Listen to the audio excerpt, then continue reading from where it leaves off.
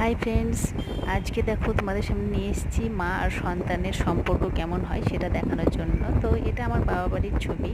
তো এই বাবার বাড়িতে দুটো এই পাখি এসেছিলো, একটা বাচ্চা পাখি আর তার মা এসছে। তো কেমন সুন্দর মা তার সন্তানকে কিভাবে আগলে রাখছে, খাওয়াচ্ছে, কত যত্ন করছে।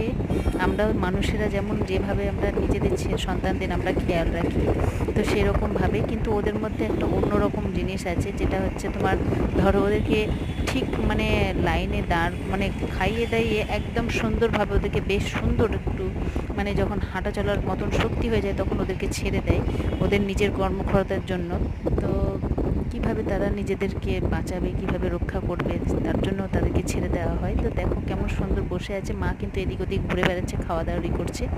তো এটা আমার না শেয়ার করলেই হতো না, তাই জন্য আমি আরও শেয়ার করলাম। তো আজকের মতন এইটুকুই থাক, তোমাদেরকে দেখানোর ইচ্ছা ছিল তাই দেখিয়ে দিলাম। টাটা সবাই।